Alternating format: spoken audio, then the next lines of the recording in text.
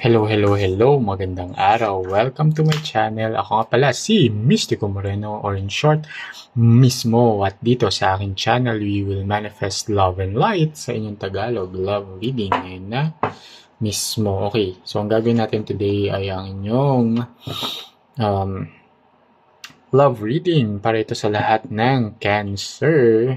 So, this is a collective reading. And as I always remind everyone, collective readings may or may not resonate sa lahat. Okay? Dahil pwedeng hindi ko natap yung energy nyo sa reading na to. So, take whatever resonates, leave the rest behind. Kapag hindi talaga nag-resonate ang reading, huwag pilitin, abangan nyo na lang yung mga susunod ko pang i-post sa channel na to. So, kaya important na nakasubscribe kayo sa aking channel. Or, panoorin nyo yung mga past videos na na-post ko na kasi baka isa doon ay mag-resonate sa inyo. Okay? Sige. So, bubunot ako ng 6 na cards from this deck. 2 for the recent past, 2 for the present, and 2 for the near future. Then, we will clarify it further using the other deck. Sige, simulan na natin. I'll get the 4th card dahil April ngayon. First card, 9 of Swords. And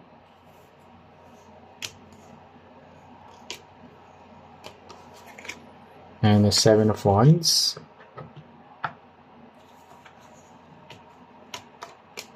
Present moment. Ooh, 2 of Cups. And 9 of Cups. Ooh, nice. In the near future, there's a 5 of Swords. And 3 of Swords. Oh. Okay. Okay, I'm going to interpret lang ano yung lumabas sa card. So, okay. But bottom of the deck, 6 of Cups. This is the energy you don't see coming. So, okay. Walang very strong energy ng any sign sa reading na to. So, any sign would do. Okay. So, in the recent past, okay, may mga challenges na na-overcome naman. Kaya nakita ko dito is nag-stay naman kayo sa relationship. Pero, in the recent past, may very foul na ginawa yung person ninyo that made you, alam mo yun, parang overthink a lot sa relationship. Medyo naging traumatic sa yung incident na yun, yung event na yun. Gave you a lot of stress. Pero, with the 7 of Wands naman kasi parang, sige, naayos, na-resolve, pero nag-iwan siya ng mark sa puso at isip mo na alam mo yun, parang medyo hindi ka na so into the relationship because of what happened.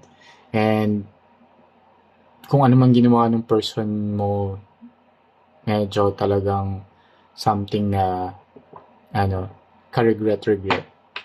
Diba? So, it means na medyo matindi yung foul thing na nagawa ng person ninyo. Pero, nagkaayos. And tinry nyong ayusin yung relationship. So, pero tignan natin ano yung detalye nito. At habang binabalasa ko, gusto ko magpasalamat sa lahat ng Cancer. Kayo yung isa sa matataas na engagement sa channel ko. So, thank you so much po. Sobrang appreciated. Please continue to support the channel by liking this video. It really helps the channel grow. At sa mga bagong Cancer na sumusubaybay, subscribe na po kayo para mag-grow pa yung channel ko at marami pa akong magawang love readings para sa inyo. Okay, sige. Bakit nandito si 9 of Swords at 7 of Wands?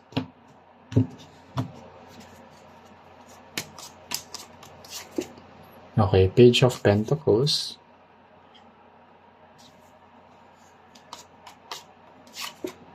And 8 of Wands. So, with the Page of Pentacles, yung naging issue ninyo. And with the Eight of Wands here. Ayan. Related siya sa loyalty. So, kung ano man yung foul thing na nagawa ng person ninyo is related sa your loyalty or faithfulness.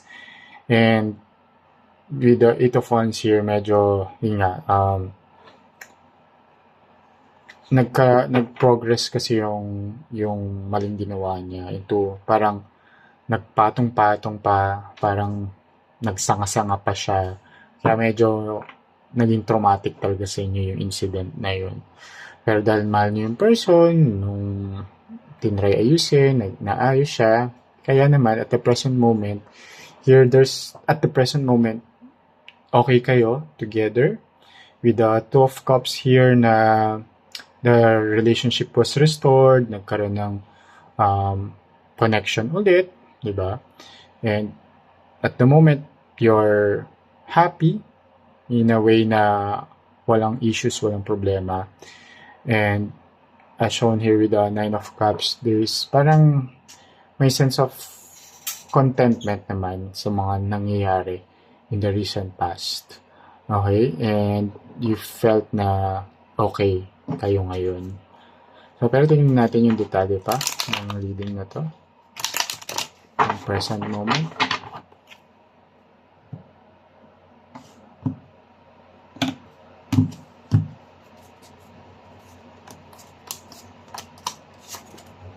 Okay, yeah.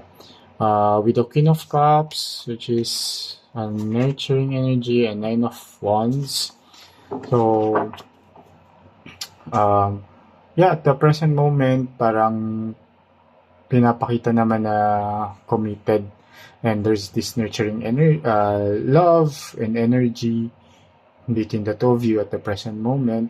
And then, pero medyo guarded yung heart mo with the Nine of Wands. Okay, nafe-feel mo connected kayo sa isa't isa, may nagkaroon reconciliation, na-restore yung relationship, and dahil at the moment, walang mga issues na nagaganap, you felt happy, felt loved, pero guarded ka kasi, alam mo, ang nakikita ko dito, may mga kinukutuban kayo na parang na hindi okay na magaganap.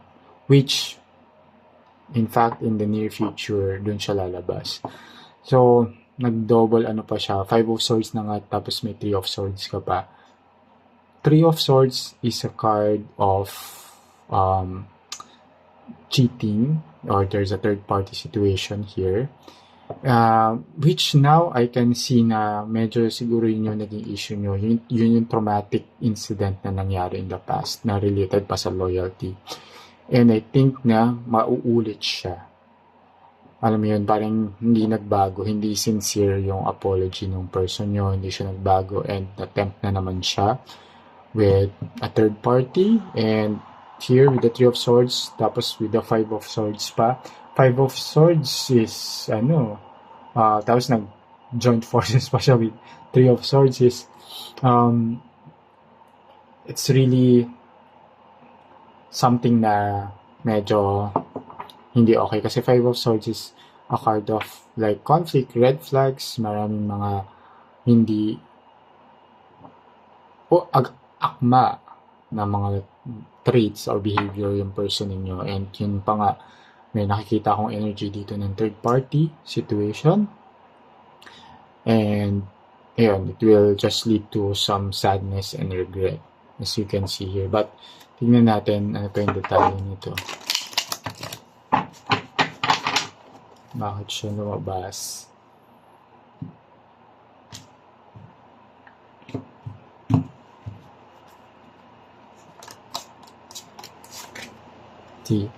So yung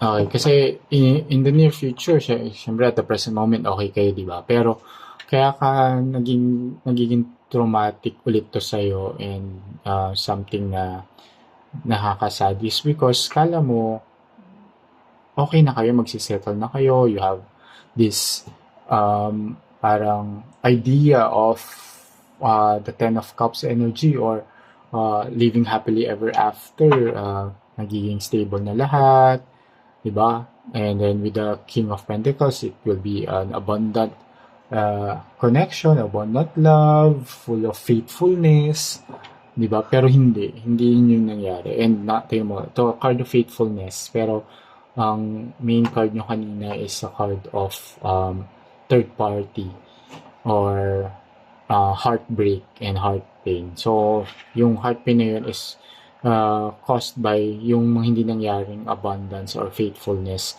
and love or happiness na inaasam-asam nyo sana sa relationship. And bottom of the deck, see? Eight of Cups. And here, Eight of Cups is the energy of letting go, and Six of Cups is a card of memories in the past. Parang something na nostalgic, okay, parang yung masasayang alaala ay alaala na lang ng nakaraan.